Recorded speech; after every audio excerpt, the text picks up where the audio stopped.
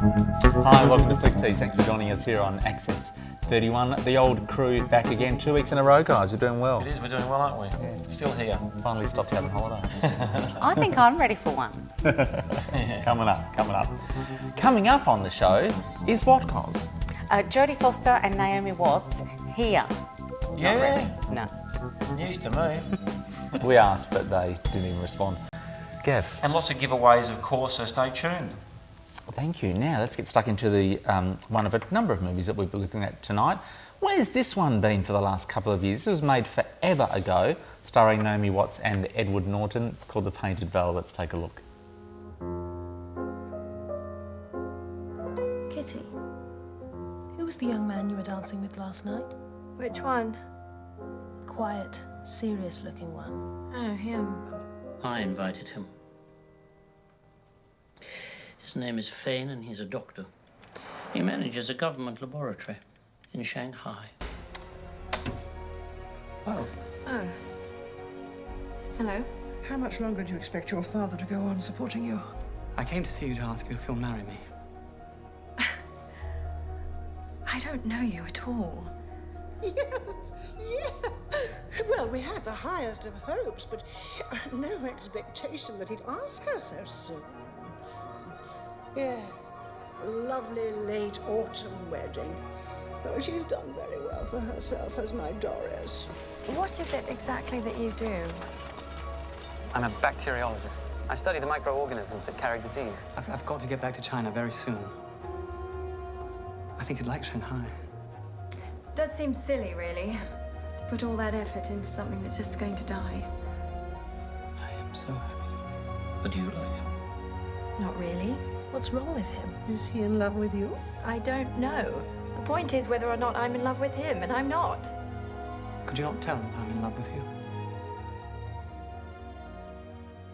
There's a look at Naomi Watts. You're right about that taking a long time to get here, because I know my gossip, and I know that she got with Liev Schreiber during the that filming, movie, and they've now got a child. They've already got a kid together, and the movie's only just come here.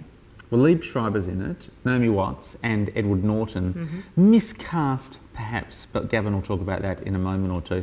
But I like this from the Somerset Maugham novel. It's been filmed a couple of times before, Cos, I hear. Yes, Greta Garbo, famously.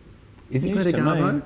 I didn't know that. Maybe it's Grace Kelly or someone like that. Who No, knows? because I would Grace remember her. made a few movies, didn't she? She did. Yes, our shallow socialite character, who's Naomi Watts' character. Yes. So you think could have walked Hooks out up with the... could have walked out of a Jane Austen movie or a James Ivory movie? Yes, well, it's very period. Hooks up with the bacteriologist, scientist, played by Edward Norton. Very serious and somewhat deranged Edward Norton. Did you not think he was a little odd? Yes. And off they go to China to sort out a small cholera problem in a in a town, and Because in this arrogant, imperialistic kind of movie, the Chinese wouldn't have a clue what to do about cholera. It wouldn't have occurred to them how the infection was spreading, and if they hadn't had the Brits there, well, they probably would have all been wiped out, because let's face it, they've never had to have technology in their The last history. 10,000 years. No. What's that about? Now, I watched this movie with you, Cos, and you were more annoying to watch a movie with than Andre was when I saw the diving bell and the butterfly. You groaned all the way through it, and for opposite things for me, because I thought a John Curran Australian director directed this. Yes, back in 2006, but I thought visually sumptuous. I thought he really did think carefully about every shot. I thought visually sumptuous and corny and boring. And all of those establishing shots, by halfway through, I was so bored with them. I'm going, this is so corny, it's really grating on me. Can I say, you know that specky part of China where it's filmed with those limestone monoliths? I've been there. You've been there? Showing off again? No, it's really beautiful. Well, what I thought about this Beautiful as movie it looks. too, what I liked about it, and it did wear thin on me by the end, but what I did like about it is I liked the editing. I thought there were no long language scenes. I thought it was quite choppily edited I for like that the flashbacks. for that sort of movie. So I liked that, and I initially liked, without giving away too much of the plot, I like the fact it was pretty dark to start with. They had a pretty strange relationship, Edward Norton was this very anal, retentive, brooding, button-up character. You didn't really know where he's coming from. And I think Naomi is good in whatever she does. I think she's terrific. Where this movie falls down for me is all the work that John Curran's done and his cinematographer have done in making the movie look good. Is, to me, it's a predictable narrative. You know exactly where it's going to go.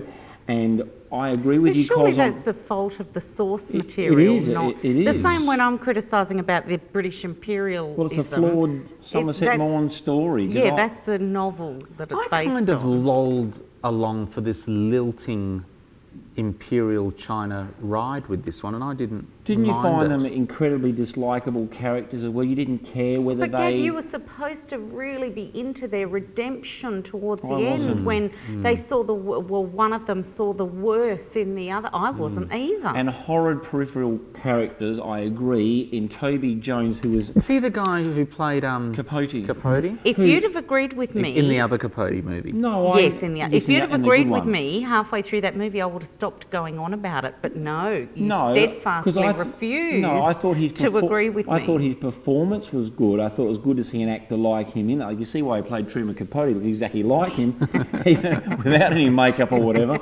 But also, and Diana Rigg in a horrible scene as a Mother Superior or whatever she was, who was just reading from some self-help book in it. Who that was? That's Emma Didn't you Peel, know mate, that? from the Avengers. Oh. The Ravagers of Time. But anyway, I thought they really annoyed me, those characters.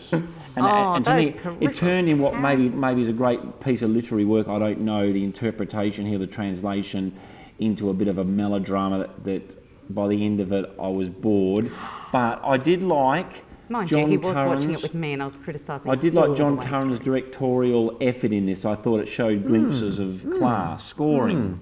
Well, I'm gonna give it. Look, wait for video. Actually, during the week while I was thinking about it, it was always a tight ass Tuesday. But now I'm talking about it, I'm going, I wouldn't want to sit through it again. No, it was tough. boring and predictable, and I was just going, who cares about these stupid characters?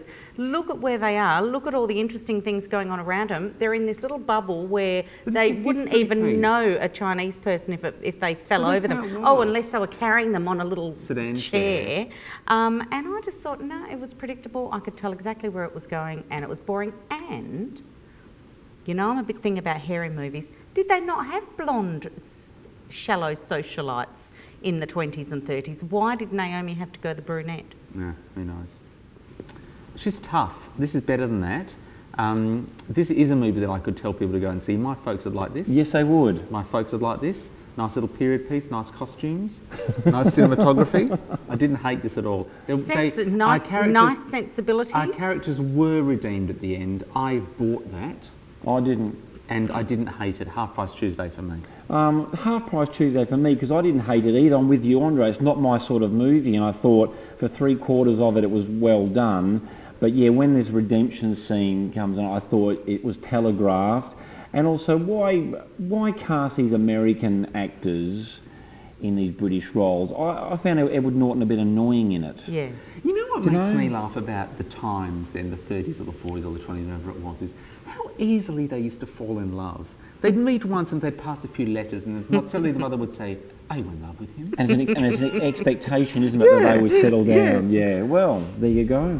Very low divorce rate, so they were doing lots of shagging on the side, though, as there is in this movie, a little bit of adultery. That's what we thought. But don't give me a couple of wines on a Friday night and then criticise me when I get stuck into the movie. That's what we thought of The Painted Veil.